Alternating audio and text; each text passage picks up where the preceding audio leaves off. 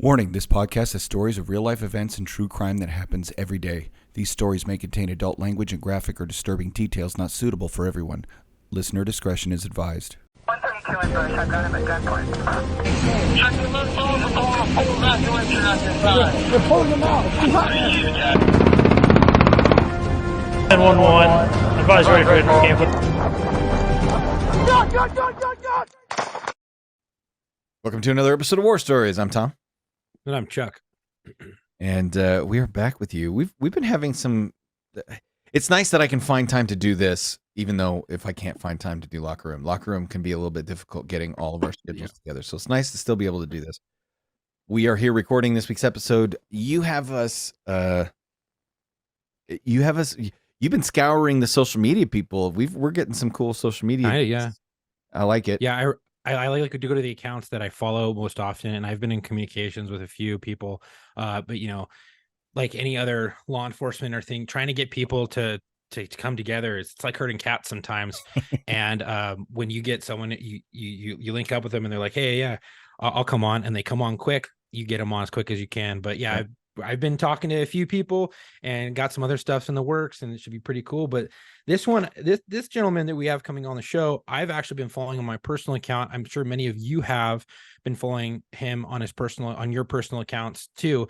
It's the Chief on Instagram, and we've all seen him do reaction videos. We've all seen him do breakdowns of incidents, critical incidents, and just funny things, and just all types of different things. He makes light of law enforcement, and really does a good job of humanizing the badge. He spent 20 years in law enforcement in Chicago, and we welcome the Chief. What's up, fellas? How are you? Happy to be here, man. Happy to be here. It's hot as hell out here in Chicago, man, but drinking a nice cold one. Yeah, here in North Idaho, I've got a balmy 82. And Get out of here. What? It's 82. We're sitting at like 115 today. It's really hot. It's 82. 95 and 61% humidity. See, that's the worst part is the humidity. I've been to Chicago.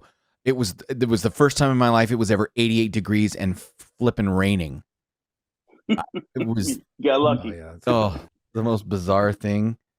Anyway, Never been to Chicago, but I know that heat and humidity, and it ain't fun.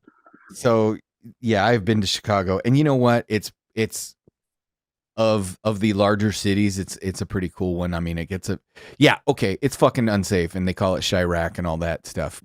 But I mean, You get it's a still little a bit cool of town. everything. Yeah, you get a little bit of everything. You go to get a sandwich like close to downtown. You get a good sandwich. You get to see a fight, possibly a stabbing, and maybe a shooting. Where can you get that in the world? Right. It's it's awesome. You can get it in LA, but it smells like shit. Yeah. I mean, everything. And you in might get smells like herpes. shit. We got the lake that blows all that away. Right. You Oh, guys have at least okay. So that was another thing too, before we get into it. Well, I stood on the shore of Lake Michigan, and I was like, they tell you the Great Lakes, right? And then you actually stand on the shore of it and you realize you can't see either end or the other side. And it's just a lake. And you forget, like, when you stand on the Pacific Ocean, that's 3,000 miles, wide. Lake Michigan's not, but because you still can't see the end of it, it feels like you're standing on the edge of the ocean. It's the most, you're like, I'm standing at the edge of a lake, but it feels like the ocean. Oh, you could drive for hours on that thing and not hit land. I mean, it's crazy. Yeah. Oh yeah, Lake Michigan is huge. Like, I mean, it's massive. I mean, and it's a great place. If you didn't have to worry about the rats grabbing your food and maybe getting robbed, you would think you're in maybe a resort. Like seriously, it's you don't leave your house. Yeah. Besides that, it's freaking beautiful. They comb the sand. They comb the sand every day. Yeah. Chicago Park District does a great job, taking care of the property. But unfortunately, we got trash. Yeah. Well. Not trash like trash, but trash like people going there. Trash. Like the residents. Yeah. Yeah. So, how about you give us your Instagram handle so people can follow you on Instagram? But more importantly, it is the Chief, right? So go ahead and give that out. Yeah. So I go by the Chief Official on everything across Instagram, YouTube, TikTok, Twitter, pretty much on all handles. It's not the Chief Official. Yeah, The Chief. Yeah, DA. yeah, DA. the DA, chief. the I had chief. to throw a little ghetto in there, you know, Yeah. being from Chicago. The Got to chief. throw a little bit of hood in there. The chief. That's why I should have mine the police. Yeah, no police. Yeah, that'd be Police. good too. That's one of my favorite things is when you know somebody, they come from the hood when they still refer to you as the police, not the police, not the police, or coppers. We call it coppers out here. coppers. Right. We do out here too. There you go. They still say 5-0. You go in there, say, yo, 5-0 coming. 5-0. And they don't even understand where that One comes time. from. Like, Yeah, no, they don't. They don't know who Jack Lord is. Anyway, so the chief, we'll call you. Can I just call you Chief? Yeah, that's fine. Great. Now, it's not a nickname. It is a nickname, but it's based on the fact that you, in fact, were a chief of police, correct? Yeah, I was police chief for 4 years. So it's just pretty much knowing that I was going to be leaving the job soon. I had enough of the administration. You know, I started up on Instagram and I said, you know what, go with chief. And then I said, we'll go with the chief, throw a little hood in there and stuff. Right. You know, just by everyone still calls me that. And now with the name and Instagram, stuff like that, now everyone just calls me the chief, you know, just stuck with me. Man, you It's got like good anything. genes because you look too young to be a chief. Well, I just turned 50 years old. I started on law enforcement when I was 20 and a half. So I got lucky. Yeah. And got out quick. And actually because of social media, because of, you know, you guys doing stuff like that, everyone does. You know, I seen that there's an opportunity out there to do other things and make a shitload of more money and help out instead of helping out civilians, you know, and people, you know, in distress, help out my brothers and sisters, law enforcement, first responders and stuff like that. Maybe just pick them up. You know, my thoughts was that maybe, just maybe, especially with all the suicides and stuff for law enforcement, maybe a police officer sitting around in a squad car having a shitty ass day, scrolling through his phone, contemplating, hey, I'm gonna off myself, comes across my video and says, just starts chuckling, you know, and just says, hey, you know what, maybe I'm not gonna do it. And I used to get DMs. I still get them sometimes, but when I first started, I get DMs all the time. Hey, chief, I'm not feeling well. Hey, this, I would call them up. I would message them, you know, just not, and still I get them here once in a while, you know, and I try to help them. And that's my main thought about this. Plus, there's a lot of money to be made out here with this. Right. Yeah, there is. Well, and you cracked the code, sir. Yeah, I can tell you that we found the same thing. We don't really do. I mean, we're not as big on the social media as I think a lot of the other ones. You know, Donut. And, we're getting there. We're gonna get there.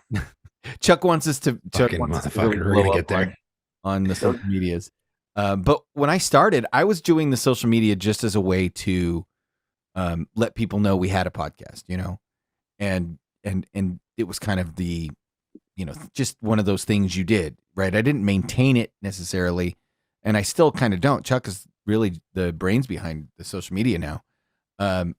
But I liked doing the podcast, and because I when I retired, I kind of walked away from law enforcement and said, I'm done with it. I don't need it anymore. Fuck it. Right. Like, I'm moving on a new chapter of my life.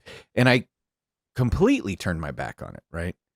I had I still had some friends that were cops at other agencies and whatnot, but I was angry because I didn't want to retire, and feel you on that.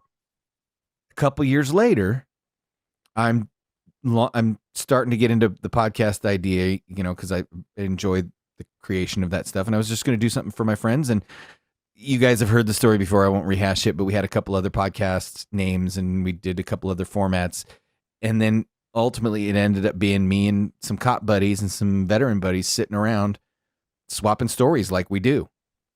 And when we were done, a friend of mine listened to it and said, dude, that's the most interesting 20 minutes I've ever listened to people talk about. Mm-hmm. And I felt good about it too.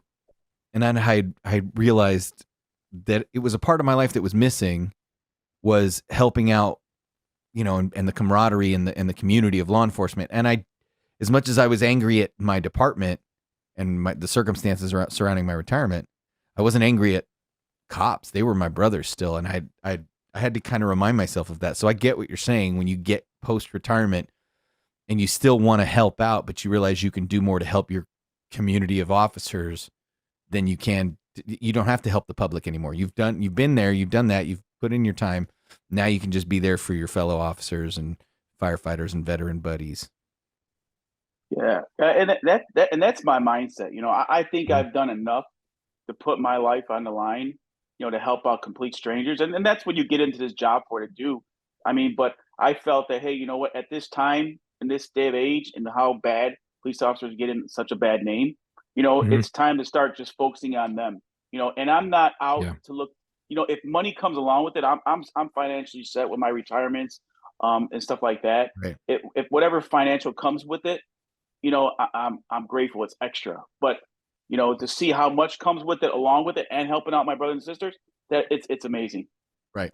You know, the best feeling is when you're sitting there and you're yourself are having maybe like a down day and you get an email or a direct message on Instagram or whatever, and you get that one person that listened to a podcast or saw your post, and they go, "Hey, I just want to let you know I've been dealing with a really dark time, a really tough time, and I've been listening to your guys' podcast for a while, and this episode, whatever that episode was, really helped me get through what I've been going through, and it made me feel like I wasn't alone." Right. And when we get those messages, it fucking validates everything. It makes everything what we're doing, the hours that we put in to do this, to edit everything, to put up posts, to constantly be looking at things, it makes it all worth it. And then when you have a guest come on and then they message you back and they go, "Hey, I got so many messages from people about the podcast I was on. They listened to it and said, wow, that really helped me. I've been feeling the same way, and now I know I'm not alone." And that really the validation you get from that, I think, is so much stronger than monetary value. That you have all this like camaraderie that you're getting from it. You get all this emotions that you're actually helping someone, and that's what we strived out to do. That's why we became law enforcement. That's why we went to the military, because we wanted to help those that couldn't help themselves, or we wanted just to help people in general when they're having a bad Yeah, day. And we're still doing that even after we've done our career in law enforcement or military, and we keep pushing on. Yeah. yeah. So I think it's great. That's the best part of the job. I mean, that's the best part of this, and that's the thing I love. You know, and just getting a message, and yeah, you're gonna get your hated comments, but after doing, you know, my first 4 years, and like you guys are gonna get them comments. Oh, your stuff is crap. You know, you're not this, you're not that. Oh yeah. Man, I got to the point now where I just zoned it out. Where I'm a professional blocker. You know, I don't even deal with it. I don't even you won't see me message people back. It's just like, hey, you don't like my shit, I'm blocking you. Yeah. That's it. It's simple like that. I You know, don't need I it's don't need you to follow me. I don't need you to hate watch me. Right. Like yeah. just don't watch me.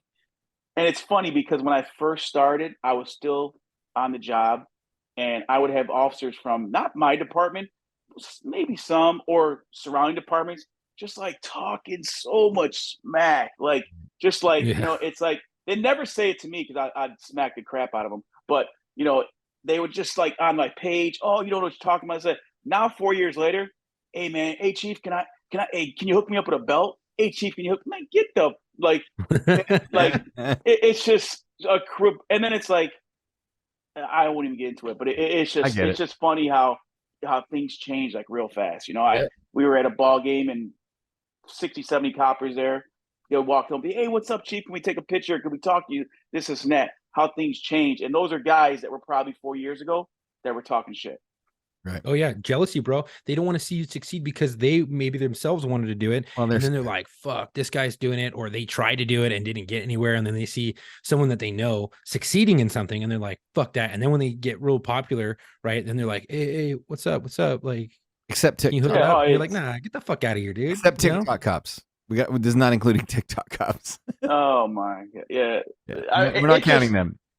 yeah, but it's just funny how things just spin around so fast, you know. Yeah. And it's like, and a lot of things I do, you know, like even like with videos, I used to do a lot of like just like quick tutorials, like change your magazines and this and that. You know, people are like, oh, you're doing it wrong. Well, this is the way I do it that works for me. And people don't understand, like with training courses, and you guys know, when you go to a class, you know, you're taking small pieces from that class. You might not even absorb any of that, Right. but you're going to take some of that and put it into what you already have that works for you. Yep. You know, if Yeah, you have an instructor that says, do it like this and only like this, get up and walk out of that fucking class. You know, exactly. because And he's not an instructor. You know, he's leading the class. That's the way I see it. I never yeah, seen it as he's an actual instructor. He's leading the class. He's teaching the curriculum. You take from that bits and pieces and you make it yours. So here's what I always, exactly. as an instructor, because Chuck's department trained me to be an instructor, if that makes any sense. But when I was an instructor for my department, I I would always tell my students, I'd say, look, okay, I know there are a bunch of different ways to do what we're going to do. Okay. I am teaching you the way the department wants you to learn it. Right. Mm-hmm. That is all I am responsible for. If you have cooler stuff and you want to show it to me, awesome. Right.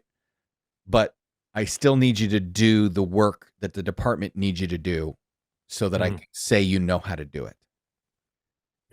And then You're leading that class. Yep. when you're out there on the street and you're doing the job, if you pull something from the arsenal I've given you, cool. Yeah. If you don't, I understand. I was issued pepper spray by one of the OC instructors. I would really hope that my OC instructor didn't take it personally when for the rest of my career I said, I'm never using this fucking thing on a person. It's OC is for dogs, right? Dude. Like all the OC instructors in the world are just so sad. They're like, fuck, nobody wants to use the OC. No, because it That is contaminates so everybody right. else. Like dude. they're like sad. They're like that meme where the fucking drug dealer is sitting on the swing lonely and shit. Like nobody wants to use OC.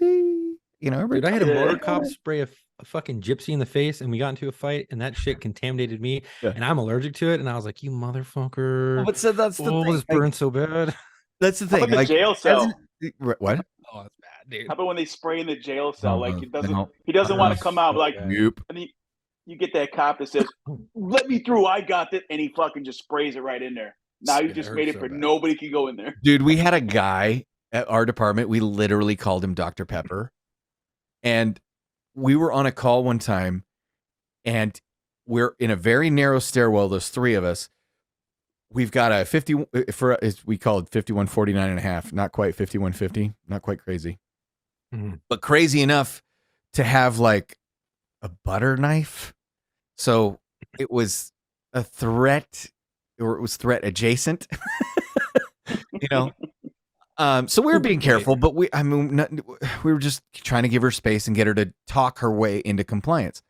Well, friggin' Dr. Pepper comes down the stairs behind us, and like a wrestler comes over the top rope of our shoulders with his arm and just blasts her with OC without telling either one of us, because that Oh was my his God. go-to move was ha-cha, like fucking Spider-Man and shit with OC.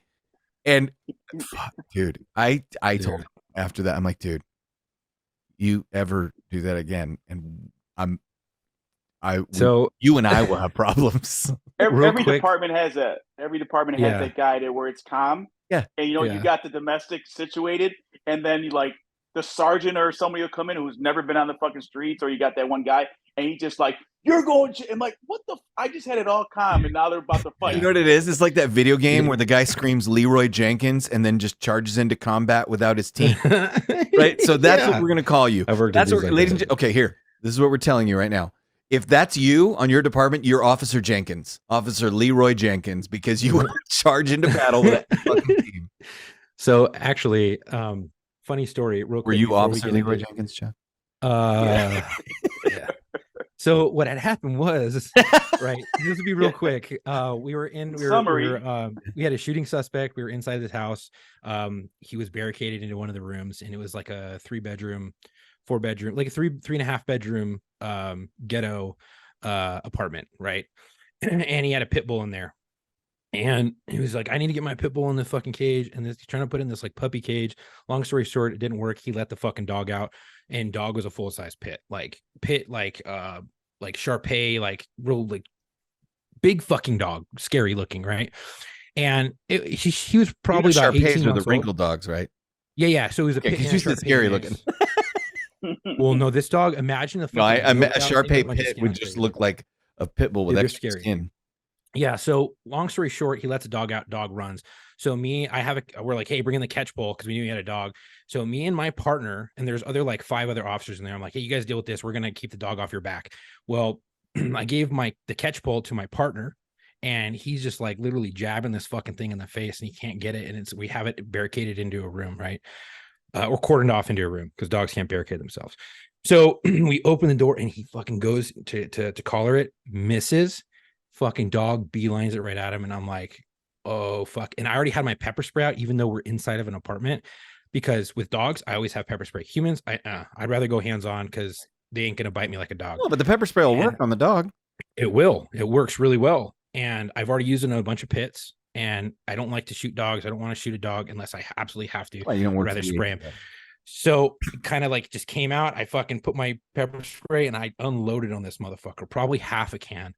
And the dog retreated back into this room where we were able to collar it. And next thing I know, I'm like, close the fucking door, close the fucking door. We can't let this shit get out. Right. And we're just sitting there like all nonchalant. And the supervisor looks at us, who's a buddy of mine, and he goes, "Hey, did one of you motherfuckers just spray pepper spray or OC spray?" And I'm like, "So what had happened was, Sergeant, yes." Oh, you know, what the fuck? And everybody starts coughing. Everyone vacates. They pull the suspect out, and he's like, "Good, you and your fucking partner." We're like, "We're actually not partners today. We actually have 2 boots with us, 2 probationers, or brand new like patrol officers." And we're like, "We are not." He's like, "You are now. And you guys are stuck here babysitting this fucking residence and you guys can't come outside." So we had to sit in there with this fucking dog. And look, eventually we came outside with the dog. We opened up all the windows. I mean, I doused their carpet, like the dog and the carpet. Like there was a piss spot of OC spray on the fucking carpet. And it was so hard to breathe. But I was like, I felt so bad because I never do that. I never pepper spray. I don't use it in a house, but with a dog, I was like, fuck it, dude. I don't want to get bit. And my partner, we came so close to getting bit. So yeah. I kind of Jenkins that shit a little bit. Adam, oh, he's Jenkins. Do you remember a Adam? little bit, yeah. Those of you that listen to the show, you know my buddy Adam. He's told his story many times. Adam got in trouble one time because Adam went to a barking dog call at 1 a.m, as one does when it's a slow night, and he found the dog. It was barking, but nobody was home to answer the door. They were out of town for the night. So he as he's up trying to knock on the door, the dog comes after him, and he's like, "Get it back, dog!" And the dog's like barking at him, keeps approaching him, and it's a pit bull, so he sprays it. And then he goes, "Nobody's home. Dog's quiet. I'm leaving." Dispose the call. Well, then the homeowner came home and their kids played with the dog, not knowing the dog had been pepper sprayed. And the rule became, if you spray somebody's dog, leave your goddamn business card with a note saying, "Please watch your dog. I had to spray it." We definitely didn't do that. But long story short, that dog. Well, you didn't get somebody in the chief's office complaining that their 4-year-old had touched a dog's face and then been contaminated with pepper spray. Oh no, it was a shooting. They didn't give a fuck. It was a shooting suspect with legit hit, so they didn't give a fuck. So Chief, you did the Instagram thing, but you also had a storied 30-year career in law enforcement, or 26-year career in law enforcement. I know you've had some crazy experiences, but what you said to me was interesting, and I hope you don't mind going into this. You said that you had been in an OIS and then another OIS 20 years apart. Is that correct? Yep. And you had said there was a marked difference between that. So if you don't mind, the floor is yours, man. Please tell us, what is your story? And we'd love to hear about it. So about, I think it was 10, I was about 10 months, 11 months on the job, just got probation, and I'm going to domestic. Now I'm in Cook County, Illinois.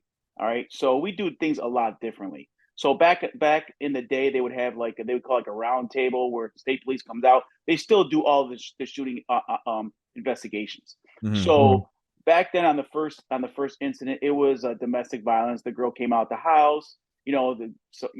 She's saying that her boyfriend is going crazy. He got a gun, but he's in there with his sister. So I'm rolling up, and I come across the female. She's like, "Oh my gosh, he has a gun in the house." I'm like, "All right, let's roll on over there." I called dispatch. "Hey, I'm going over there," and I'll advise, typical, I'll advise. So I roll over there. She's like, "Oh, he's inside. He got a gun. This and that. Now I've been to this house before, never ever seen the male. So it's like that mythical male that's there. So every time I go, he's always leaves the scene. We've never came across him. So I walk up the stairs. It's about 8 stairs, I remember. So I get up to the top, and I go to grab the doorknob. But before I go to grab the doorknob, there's a window right off to the right-hand side. So once I go to grab the doorknob, the dude just starts laying rounds right through the door. Oh, shit. Now, luckily, I was off to the right, and he's laying. So I'm looking through the window. I go to grab the doorknob. he lays rounds through the door. So now I'm like, oh shit. So I just pull back and I just start laying rounds right back to that door, going, while going down the stairs. I don't remember going down the stairs. I don't Right. remember tripping because I was all bruised up. Right. All I remember is laying rounds, going down the stairs, and retreating from behind my car. SWAT was called in, and then about 18 hours later, a sniper took him out. He came out. So that investigation, so a sniper came. 18 hours later, he came out, holding the gun to the girl's head. Sniper did a great job, shot him right in the head. So he took him out. So the whole time I was on scene, I'm like, I'm not leaving, I'm sticking around. Of course, I gave my initial statement, but it wasn't as intense as it was, 20 years later. It was like, hey, they took my firearm, they talked to me, this and that. Okay, stick around. Pretty much, it was very relaxed. Right. They're like, hey, you got to give us your gun. Yeah. What happened? Yeah. All right, don't What go. happened? Yeah, don't go anywhere. Just stick around. So then they were like, it was like 12 hours in. They're like, hey, go home. We'll call you, when state police need you. Oh, it's super relaxed. Yeah. So it's like 12 hours. It was 12 hours later, and they're like, go home. Were you on scene for 12 hours? Yeah, I was on scene for 12 hours after that. Now, Oh, I was already scene for 12 hours. Wow. It was an 18-hour barricade. Yeah. Yeah. No, I'm just kind of surprised they let you. Like, obviously, somebody gave you another firearm. Huh? No, I was just so it was pretty much like it was like they took my firearm, took my statement, and then I was like, you know what, I'm sticking around because they had a whole command center, it's like that. So I was. Oh, so you're you're incident command. Okay. Yeah, it was in command. I was there. They're like, okay, we're done with you right now. You want to go home? I was like, no, I'm sticking around. I'm not leaving. So 18 hours later, they finish up, and then we go for a full debrief. I did a full debrief afterwards, and then we did a full debrief. We talked to they talked to the girl. So the thing that really got me was after they talked to the female, she said that the female that was inside, she said that he was gonna wait because the door was left open till I popped in, and then he was gonna shoot me right in the head. But he got antsy when I grabbed the doorknob. He just started laying rounds. Now I was on my game where I wasn't gonna pop in. I was gonna be one of those, hey, hit the door open, and then observe and stuff like that. So it wasn't like I was just gonna jump inside there. So that was one of the things but the investigation on that was very lax. 20 years later, so again, now we won't really call this on the job shooting because I had a misfire, but they still ran it like a shooting. No, I asked, sure. So if I wouldn't have said anything, like, yo, I pulled the trigger, nothing happened. If I wouldn't have said anything, just kept it quiet, it'd have been swept under the thing. So 20 years later, I'm working a detail. I'm talking to some people at the park, and this is my first year as police chief. Like 4 months in. So you're a working chief. Yes. Oh yeah, I was out there. Yeah. Okay. So I'm out there talking to some people, and then about 80 yards away on the other side of the park by the street, some kids start. I hear some loud noise and a car screech. All I hear is pop, pop, pop, pop, pop. So then I look and I start walking towards them, away from the people that I was talking to, and then I just see this kid running towards me, full blown. And I tell you, it was like 85 yards away. He's running full at me. They're shooting at him. Now he's running at me. So he's at 85, 75, 65. And I just see the rounds hitting the ground. So now I see that I can't shoot over him. So I just dart 20 yards to the left. Now he starts running towards that way. So then I dart to the right because I'm trying to get a shot. I'm starting to get a shot off. Yeah. So then I dart all the way to the right. And then he starts running towards me again. I'm like, stay your court, like just keep going this way. So I dart off to the right again. 20. Pick a lane. He's yeah, for sure. Yeah, he's looking like, what the fuck is going on? Like, why does this cop keep running left to right? I'm trying to get my shot off, because they're still shooting at him. Like, I mean, they're laying around. I don't know what this dude did, but he pissed them off. So I see the rounds hitting the ground. I'm darting to the right. So now I posted up and I'm ready. Now they're probably 45, 50, 60 yards away. I'm posting up. Boom. I'm like, I got one shot just to get this guy, because he's so far. Anything else is just going to be all over the place. So I'm posting up, boom, click. Mm-hmm. I'm like, what the fuck? And now I start looking around, start seeing there's people behind him. I'm like, I ain't taking no more shots. Right. I'm done. So now at that point, Yeah, at that point, I was just like, there's nothing else I could fucking do. Yeah. Nothing. So then finally they stop shooting. They jump in the car. They take off. He gets shot in the hand. He comes running to me. I put a bandage on, call fire. But the investigation was completely different. It was almost like I was guilty until Mhm. and I'm like, wait a minute, I didn't even shoot my gun. But you wanted to. You were, and it's like, didn't you see all the people back there? Well, that's why. I was getting ready to take my shot, aiming up. I was just posted up. I got a good sighting in there. I was confident I was going to hit him. Click. After that, I assessed, observed that there was people behind him. That I'm like, no more shot. I cannot get another round and take another shot. It would be, I'd probably hit somebody else. Maybe hit somebody in the background that wasn't into it.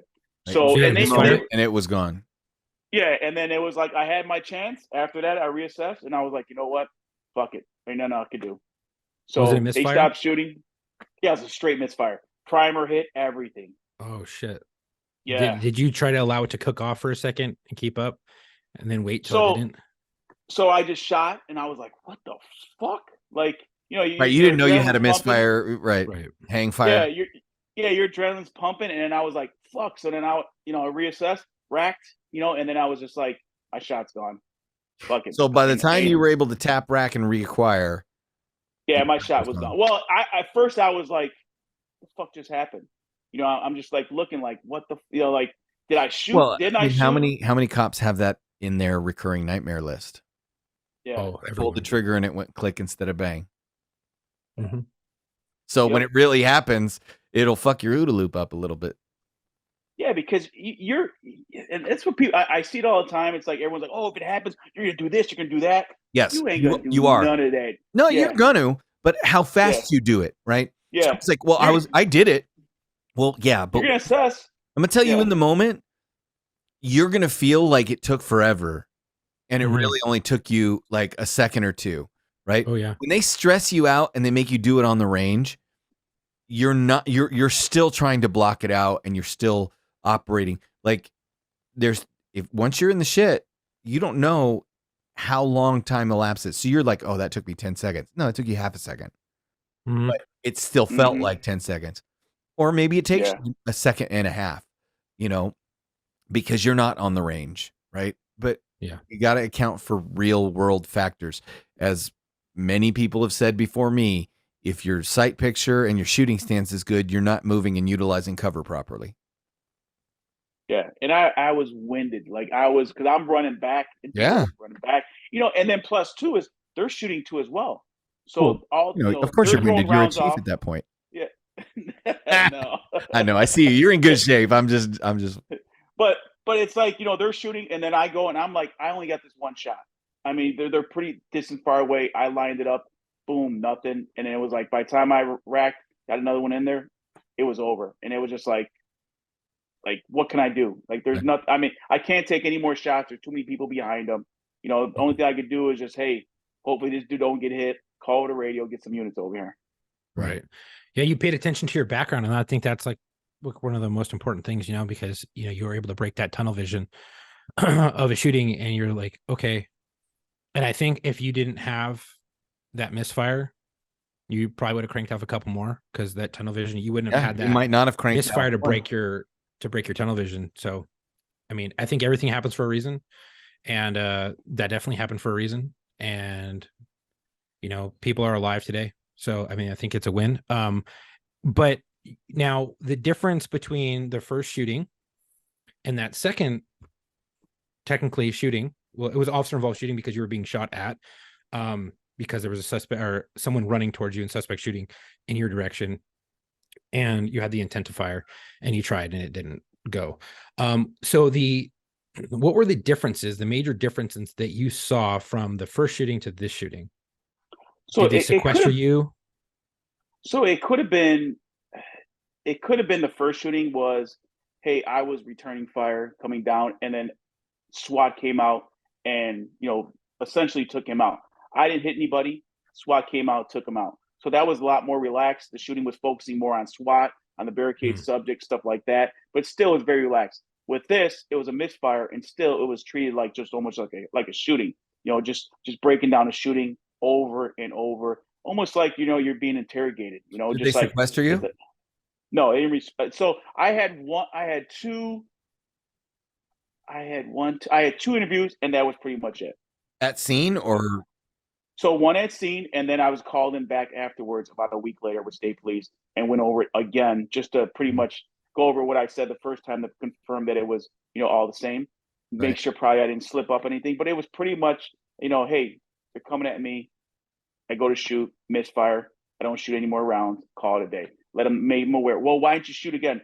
Would you shot again? No, it was one of those thoughts where it's like I have one shot and that's it. And that was my thought process too as well, because the distance where they were at, it was like Right. having to take one shot, line it up nice, and just hopefully just get them. After that, that was it. I mean, because there were so many people outside the park, looking at the background. I had that one opportunity, didn't have it anymore. Done. right. It's crazy. Like I know, so when Tom got in his shooting, it was years before my shooting, and then I got into his shooting, and I think ours were probably pretty much similar, like with the sequestering, Yeah. keeping you separated from your partners, because I know that's what they did for me. They separated everybody who was involved. Yeah. They took the shooter, put him over here. They took everybody else, and Oh, they're we were supposed to be suspects, individual. right? Yeah, and like It's always like that. everybody was cool with us, but you can't talk to anybody. You sit in a room. Like, do you want a lawyer? Like, Mhm. advise me of Miranda. I mean, Yeah. it was. I'll say it. At the time, I was like, part of me was going, "Holy shit, this is so cool!" Because you see this happen all the time on TV, and here I am in the middle of it, and then all of a sudden, holy shit, I just got read my rights, and like got real. it got like they're asking me if I want a lawyer, and this shit's gonna be on the news, and my fucking fam like the Oh, so you didn't even reality- have your lawyer when they started? no. Did you, Chief? Did you have your lawyer when you started on any of them? No, the first time, no. Second Shit. time I did. Yeah. Because you're going. I had my rep. And I had I a rep, know, but and I know you had the same mindset as me. I did nothing wrong. There's no reason, and everybody has that mindset. I did nothing wrong. right. What do I need a lawyer for? And then it's Yeah. like they'll burn it in your brain. Like, you sure you don't want a lawyer? Do you? It's like, oh, is you sure you want your rep or you want? It's like, Yeah. and the thing with us is we weren't union. We didn't have a union rep. Oh, So wow. Yeah, our unions are toothless, but our so like the association, the collective bargaining, they usually have pretty good lawyers that are sharks at defending cops from cities. So it's not so much that the union is strong; it's that the association has really smart lawyers who can make the city scream big dollars if they fuck up. Yeah. So my supervisors called immediately for lawyers. Mhm. And they're like, get them lawyers. And anytime I've ever had an IA or a complaint, my first time ever getting into a IA, I had a rep because I didn't know what the fuck I was supposed to do because I was a probationer. Mm. Ever since then, every time I always had a lawyer present, except for one other time. And it was my supervisor talking to me and I was comfortable with him. So I just did it with no rep and I was by myself. But every other time after that, The it was stakes always were lawyer. probably pretty low too. Yeah, and when we got the shooting, my fucking lawyer met me at the station and was like, "What do you want to eat?" And I was like, "Everything," because when I got into my shooting, it was towards the end of my shift, right? It was like 2-3 hours before the end of watch, and then everything happened once the scene was like called cold and everything was like done and over with. It had been like almost an hour after we had arrived on scene, and then that's when I was being carted off. And I literally sat into a fucking room for 15 hours before my interview and then had the interview. So I did a double shift and then went home. And they're like, "Hey, you want to go home and sleep and then we can do this tomorrow?" I was like, "Fuck you, and let's get this shit done, dude. I'm already awake." So you I had a don't- lawyer for your second interview? Is that what you're For saying, Chief? yeah. Oh yeah. For the second one, yes. Yeah. Right. It's something just didn't seem right the first time around. Like it was like, and you know what the funny thing was? I should never fucking say anything. Right. Even to this day, thinking about it, like nothing came about it, stuff like Right. that. Right. But it was like, if I wouldn't have fucking just said anything, and it was one of those things that was like maybe 45 minutes into it, and it's like, You know, like, hey, you fire your weapon? No. Like, well, really, I didn't fire my weapon. Right. You know, I'm like, but I pulled the trigger and it was a misfire. Oh shit! Holy cow! Grab his gun. You know, it's like, Oh my okay. gosh. Well, you got the range Yeah. guys. You got the range guys up your ass trying to figure out how you had a misfire.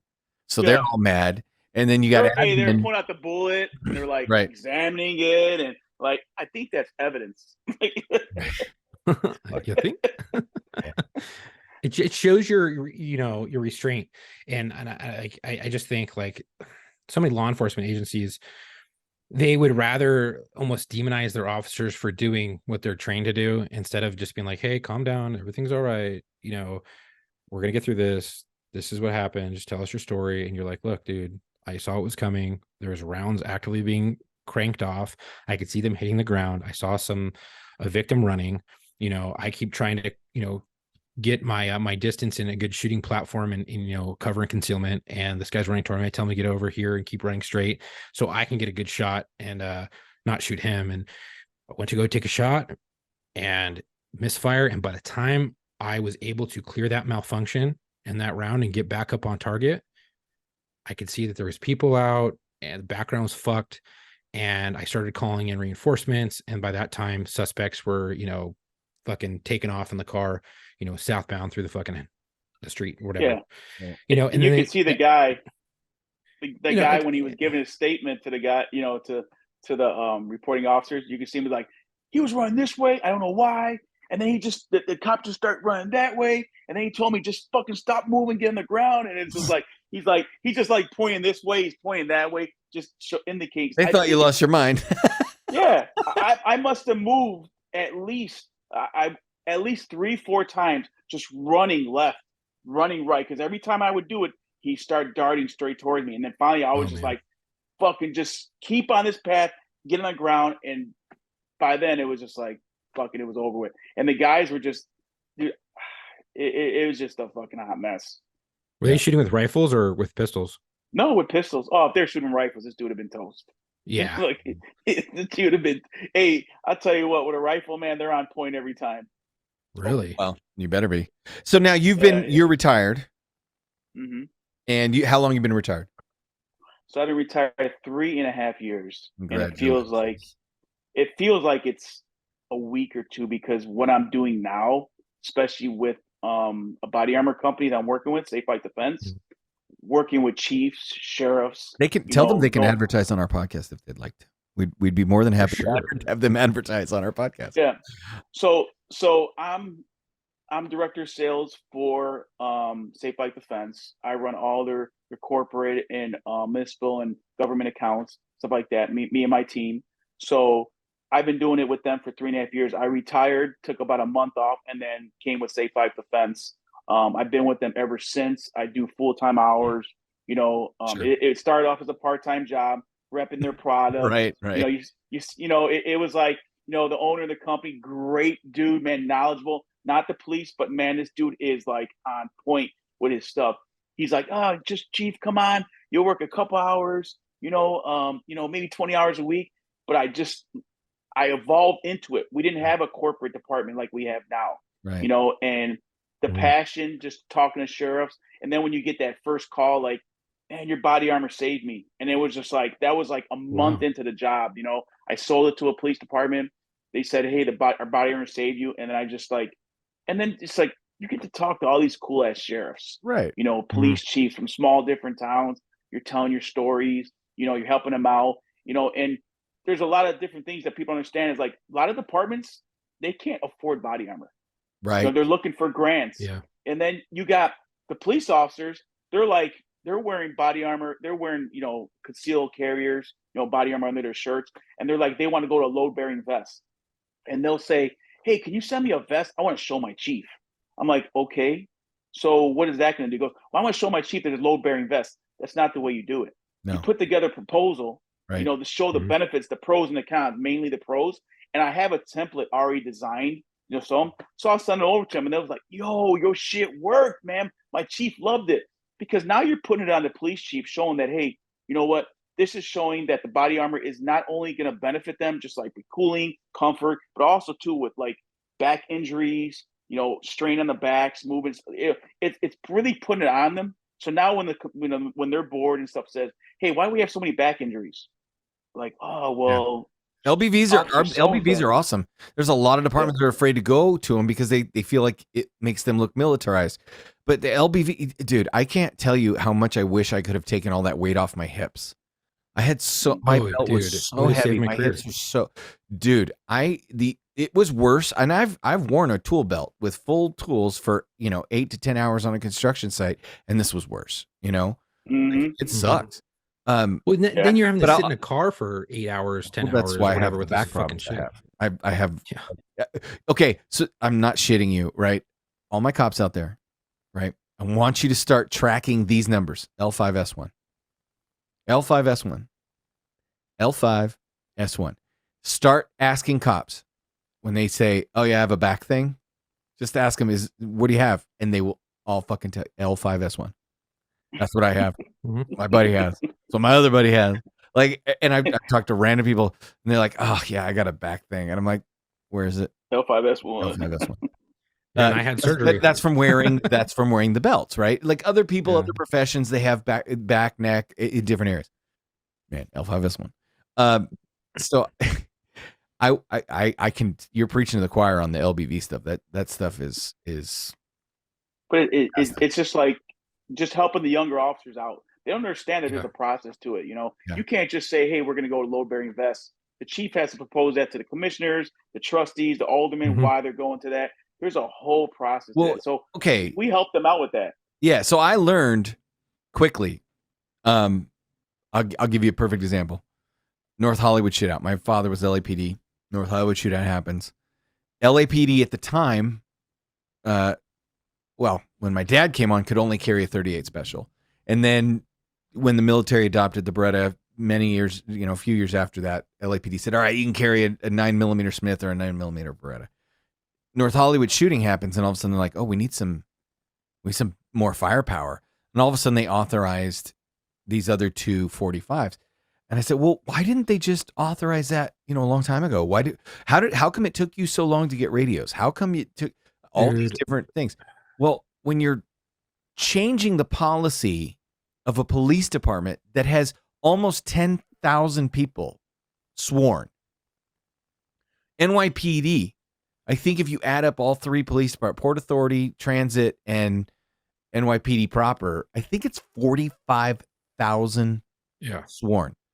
The sheriff's department in LA County is 10,000 sworn. When you're talking about numbers for Chicago, LA, San Francisco, like these are numbers where it's really hard to steer that ship. You do have to go justify it to the commissioner. You do have to go justify it to the city council, the police commission, the board of governors, whatever you have. Now, an elected sheriffs are a whole different ball of wax. They're elected.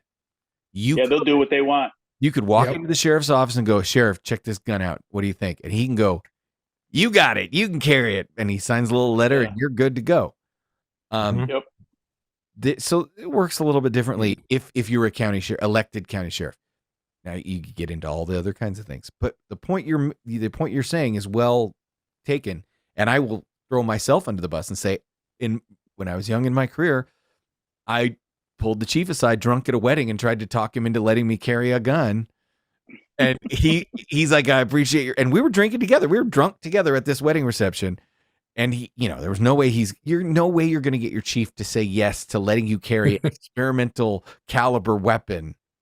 That cool as shit. It was the FN-57. I'm like, "Chief, FN." I was about to say, is it the FN-57? Nice. FN-57, 20 rounds, chief.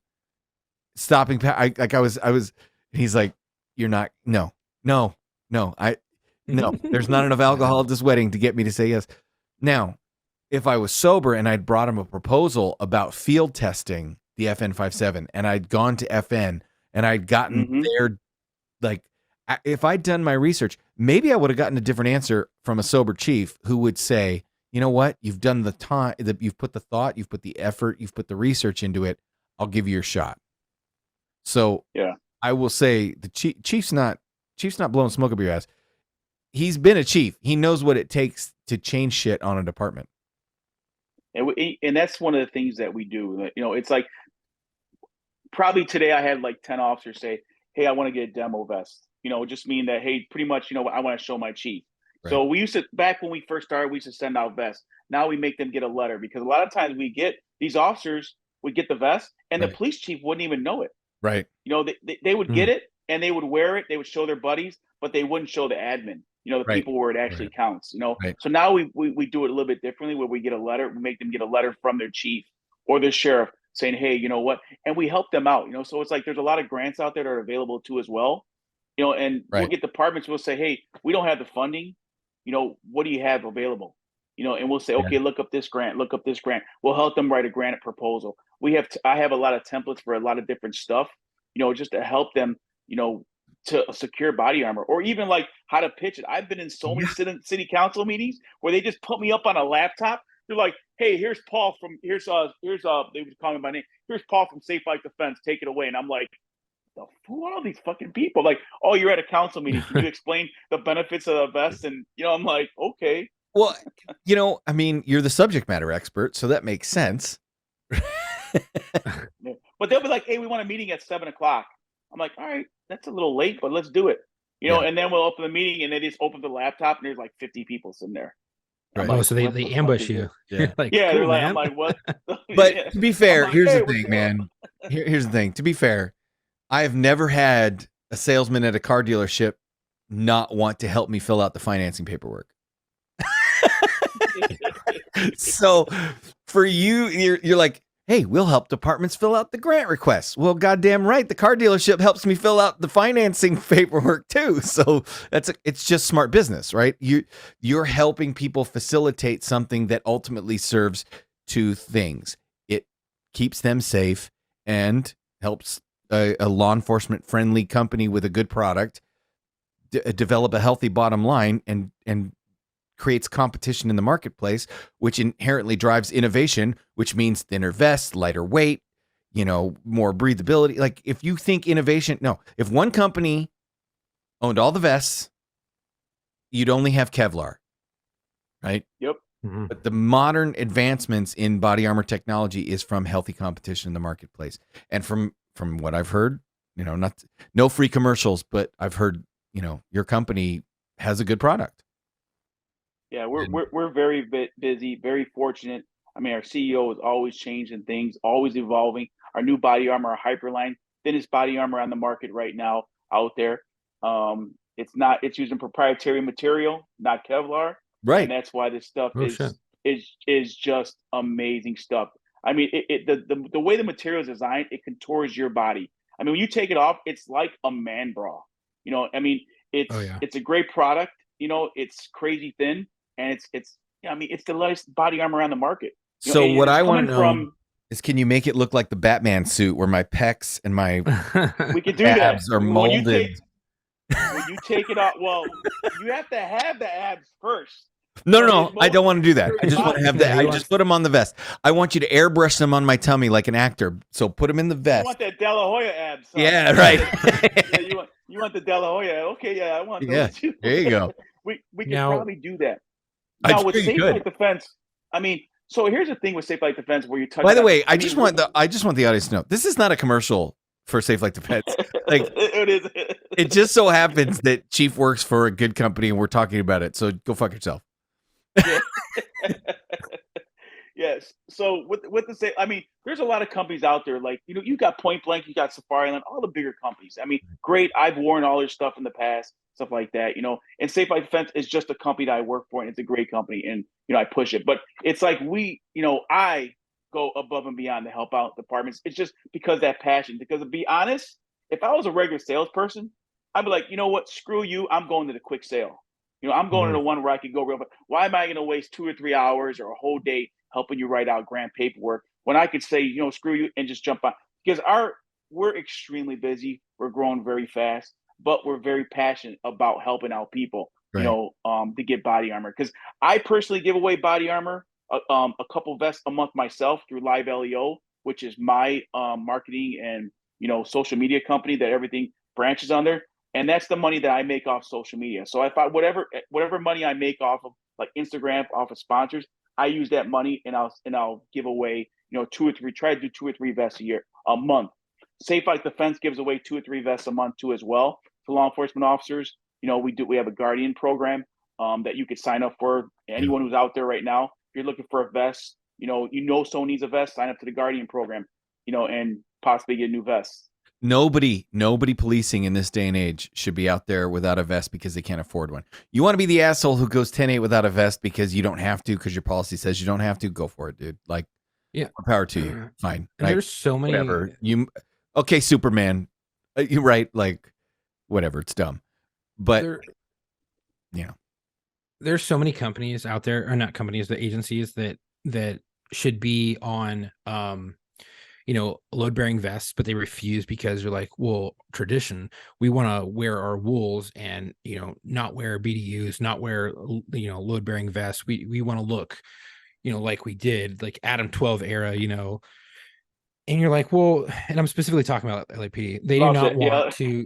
They do not That's what I want was to about to change say. their look. Yeah, they do not want to change their. there's a fucking lot of look agencies because like that, bro.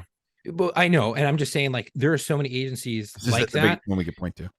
But yeah, and have you ever dealt with an agency like that and got them onto load bearing vests by showing them the pros and cons and all the Yeah, that's a benefits good from question. wearing Have it? you ever come up against a resistive admin where the officers bring you guys in telling you our admin doesn't want to do this?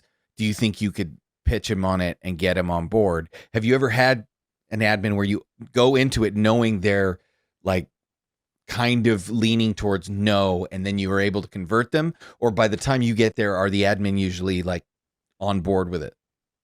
There's a lot of departments, believe it or not, we have a lot of departments that are like that. And that's where it falls back, right, where I mentioned about I have that template with the pros and cons, Sure. the benefits of doing it. So we'll pitch it to, they'll pitch it to the sheriff or the chief or whatever the case may be. He'll go shoot it down and say, hey, can you talk to the police chief? I'll talk to them too as well, talk about the pros, talk about the benefits, the carriers, stuff like that, and then maybe get some more discussions. And then finally they come around, or they'll get a demo vest, they'll try it out. The chief will try it, like, oh, this is comfortable. Maybe we should go to this. And then eventually he goes to it. So there's many departments out there we've had talked into changing their mind into going to load bearing vests. And we're getting it more and more that departments just like, hey, I want to give load bearing vests. And it's mainly like the older generation. The Right. newer sheriffs, the newer chiefs that are coming on, they're like, man, we're going to load. I had a sheriff, he just got elected. He wasn't getting into office. He's not getting into office till like January. He's already buying a bunch of gear for his guys. So on that day, he's ready to That's switch good. over to load bearing vests. Right. He's got the body cameras. I mean, he's got everything. I'm like, Sheriff, I said, man, you know what? You might have a bunch of different guys, like by the time you get on. He's like, no, these guys are going to stay and work for me. And Texas down Sure they there. are, Sheriff. Yeah. I was like, yeah, you better be paying very well. Yeah. Was it Eddie Murphy?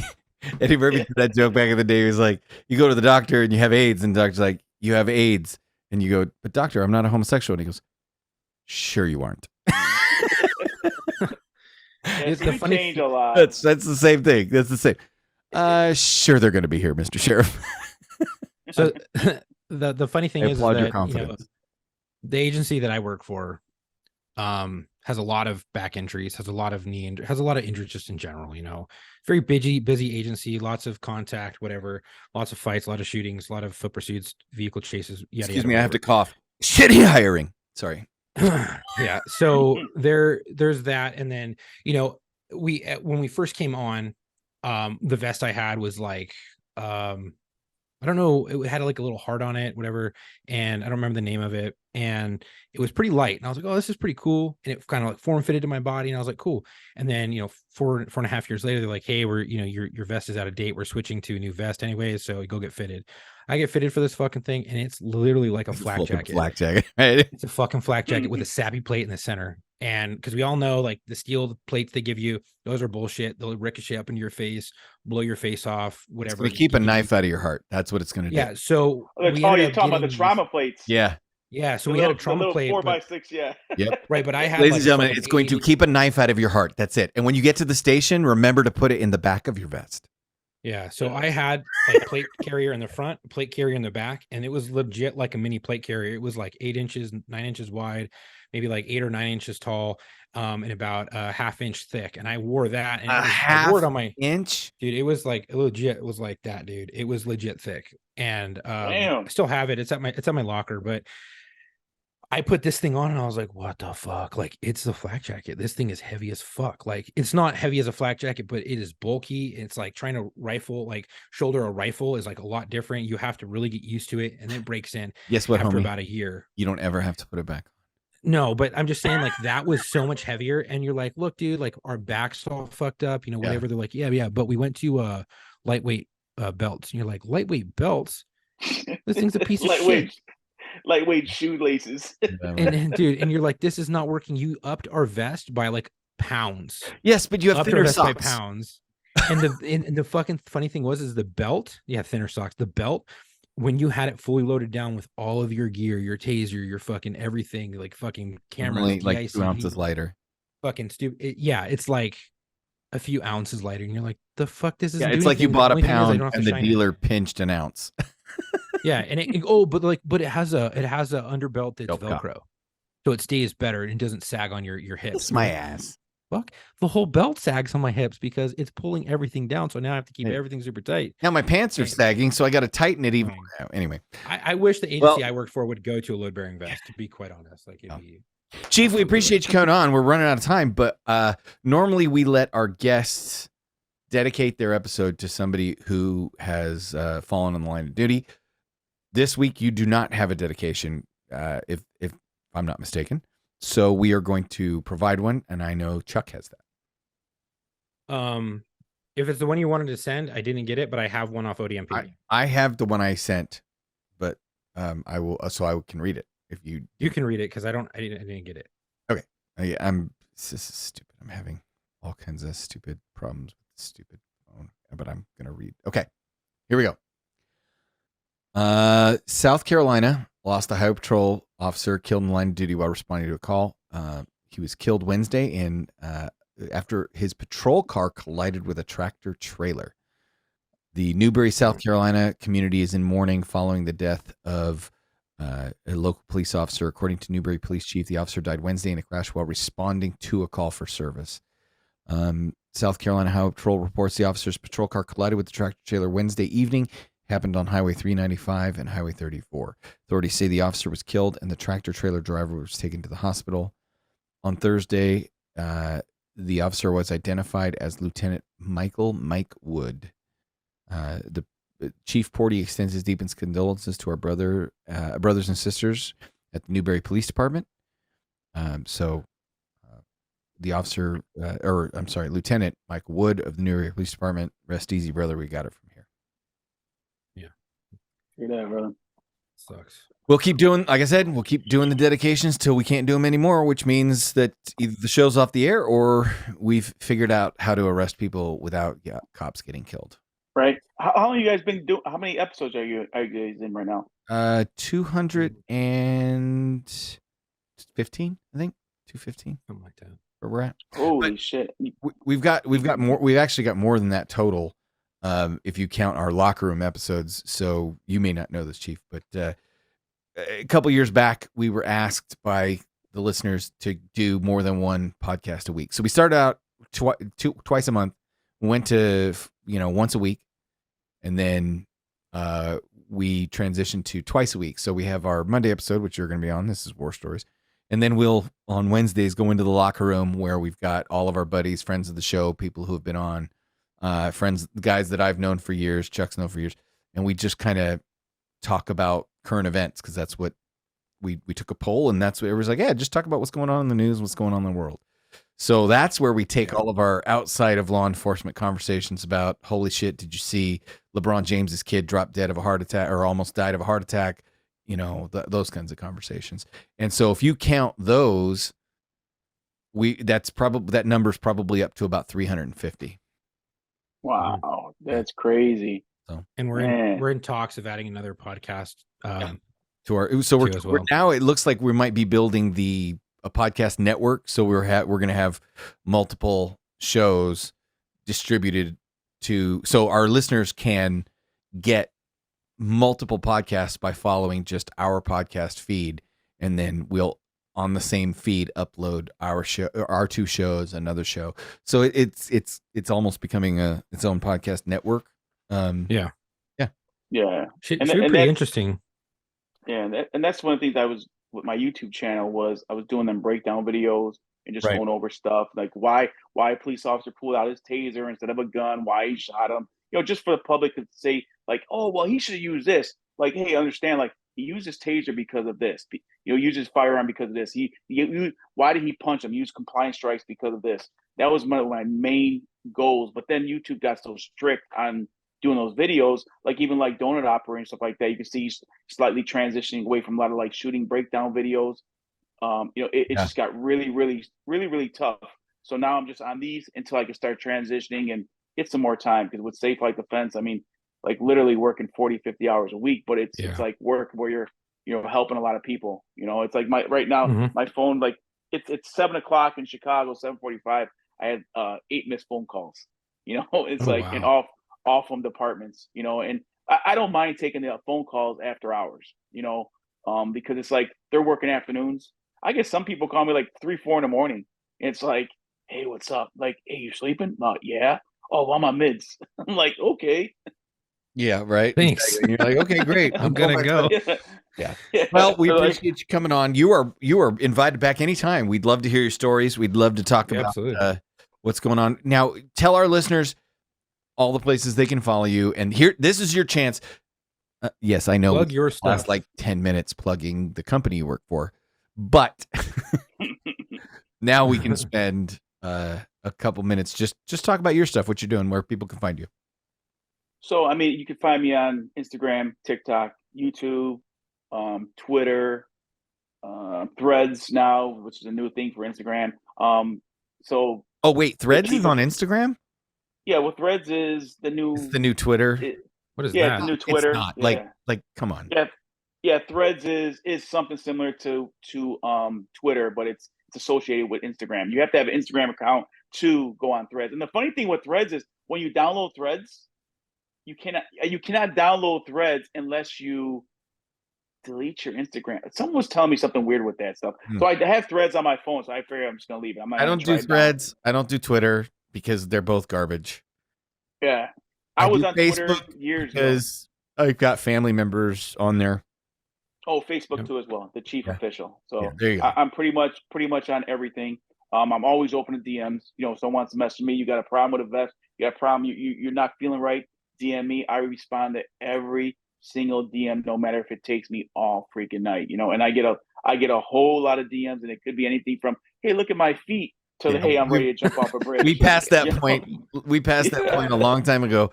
And so now we get the DMs, right? And actually, this is funny because this is something we were talking about earlier, but we get the DMs and the listeners know, we've told them, we don't always respond to the DMs because sometimes they'll just send us, hey, nice job, or they'll send us a meme, or they'll communicate with us and Yeah. we'll react, or we'll, send them an emoji or something like that. That's what I do. Yeah. Yeah. But to comment or chat back or with everybody, we just gotten to a point where we had our volume of messaging, it wouldn't be possible. So those listeners, some of them know because they'll hear us discuss something they sent, and that's how they know, who looked at it and stuff like that. And then occasionally we'll send a message back, but usually it's for people like when we message back and start getting into conversations, it's because we're working something out for the show, or it's somebody who's having a hard time, and Yeah. Like if you so- come across our show and you're like, hey man, I'm kind of struggling with something, we definitely respond 100% of the time. Right. Yeah, we definitely screen everything. We definitely look at everything. And generally we can see when it comes across our phones or laptops or whatever, tablets. When you send us something, we can, okay, it's real. I'll look at it later. Oh, okay, this is a question. Let me go look at it. Or, hey, this is a long form like paragraph, and you're like, fuck, that's not normal. Let me go look at that. And you read it, and sometimes it's like, hey, I'm dealing with some shit. Hey, could you cover this? Or hey, just thank you, and you reread it and we'll respond back. So there's a lot of that. But right. I want to take a time and say thank you, everyone. Thanks for listening. If you like today's podcast and the content we provide, please help us out by rating and review us on Apple Podcasts or Spotify, or really whatever podcast platform you subscribe to. Yeah, Google Podcast. We're on like everything. Well, Yeah, there our may be podcast- one or two that we're not on, but most. Yeah. We're available on all major podcast streaming platforms as well as on YouTube. Reviews and ratings are how podcast platforms decide what to recommend. So your reviews really help us grow the show.